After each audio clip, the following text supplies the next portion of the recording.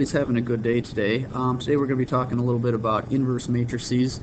So a little bit of background, just as a refresher, we've been working with finding determinants of matrices the last few days. Now we're going to put those determinants to use, and we are going to use them to find inverse matrices.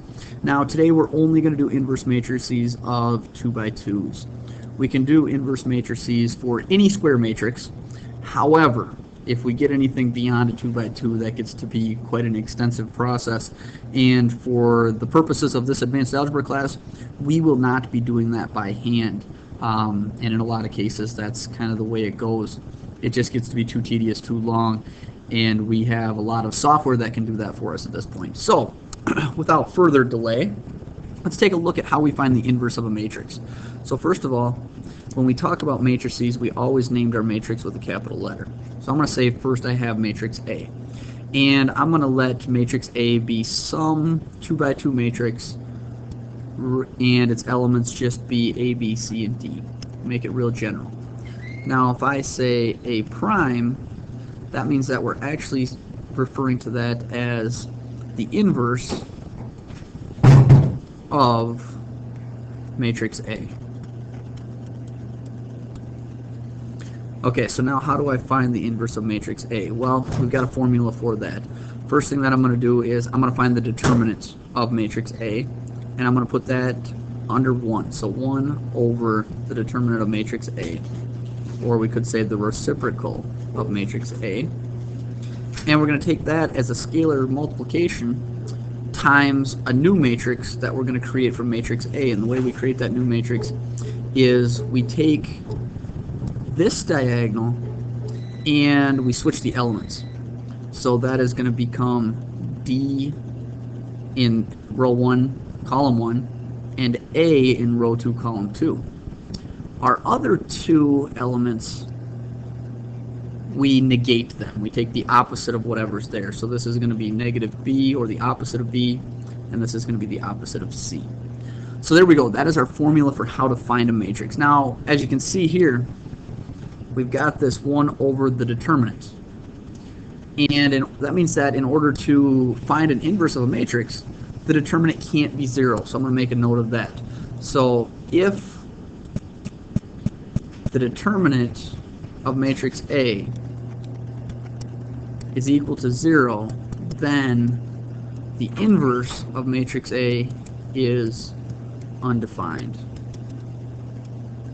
Kind of an important point. So, taking a 2 by 2 matrix, just to pick a random 2 by 2 matrix, let's say I've got 3, 5, negative 2, 4. And I'm going to let that be matrix A. So first thing I'm going to do is I'm going to find the determinant of that. 3, 5, negative 2, 4. First diagonal, 3 times 4 is 12, minus 5 times negative 2 is negative 10. Simplify, we get 12 plus 10, or 22. So our determinant is 22. So that means the inverse of A is going to be 1 over our determinant, 22, times the matrix. And again, we're going to change the position of those two entries for 3. And we're going to take the opposite of these two. So the opposite of 5 is negative 5. Opposite of negative 2 is positive 2. And the only thing left to do with this is to perform our scalar multiplication. So we're going to multiply each of those elements by 1 over 22. So 1 over 22 times 4 is 4 over 22. We'll save simplifying for the end. Negative 5 over 22 for our second element. 2 over 22 and 3 over 22. And we can simplify. 4 over 22 simplifies to be 2 over 11. Negative 5 over 22 does not simplify. 2 over 22 simplifies to be 1 over 11, and 3 over 22 does not simplify. Okay, now what in the world is an inverse matrix? Well, why do we have inverse matrices? What happens when we multiply inverse matrix by its original matrix, A times A inverse, we should end up with what's called an identity matrix. An identity matrix is a matrix that when we multiply it by any other matrix, we get what the other matrix, we get what we originally started with. So our 2 by 2 identity matrix is 1, 0, 0, 1.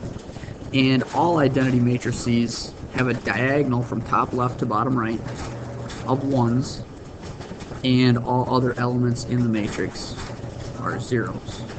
So there would be our identity matrix for a 3 by 3. So let's go back to our example. Let's take A times A prime and see what happens. So A times, sorry, not A prime, A inverse. Now, I've got them written with the A inverse to the left, so I need to make sure that I can actually do that multiplication. So A inverse is 2 over 11, negative 5 over 22, 1 over 11, and 3 over 22. Matrix A was 4, negative 5, 2, 3. So multiplying those two matrices together, take my first row, stand it up, 2 over 11, negative 5 over 22 times my first column, so 4, 2. That looks like it gives us 8 over 11, negative 10 over 22. Common denominator before I add those together. Looks like I'm going to keep my 8 over 11, and I'm going to go negative 5 over 22.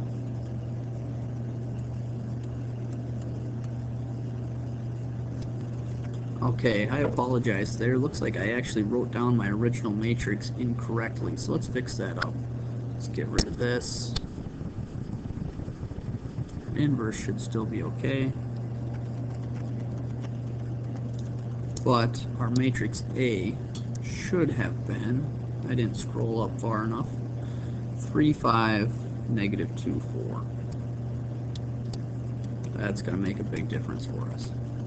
So still taking that first row, 2 11ths, and negative 5 22nds, standing it up times first column, 3, negative 2. Looks like I get 6 11ths and positive 10 over 22. If I simplify my 10 over 22 a little bit, 5 11ths, 6 11ths plus 5 11ths is 11 over 11, or 1. So that means our resultant matrix would be 1. Sticking with my first row, 2 11ths, negative 5 11ths, this time times my second column, 5, let's make that over 1, 4, we'll make that over 1, and this should have been a 22. Okay, looks like I'm going to get 10 11ths, and down here, looks like I'm going to get negative 20 over 22, which simplifies me negative 10 over 11.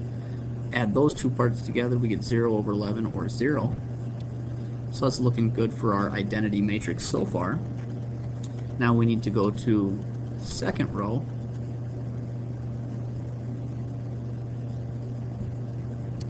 One over 11, 3 over 22 times our first column in our second matrix, 3, negative 2, 3 11ths, negative 3 over 11. After we simplify, again we get 0. Fill that in for our result. And finally, stick with that second row, but go to second column this time. So 1 over 11, 3 over 22, and our second column was 5 and 4, 5 over 11. I'm going to go ahead and simplify. I know 2 goes into both of those. That'll be 2. That'll be 11. 3 times 2 is 6. Denominator stays 11. Add those two together. We get 11 11ths, or 1 again. and we are down to our identity matrix. So we check that. A inverse times A does in fact give us our identity matrix. That means that we do have the correct identity matrix for A right here. And the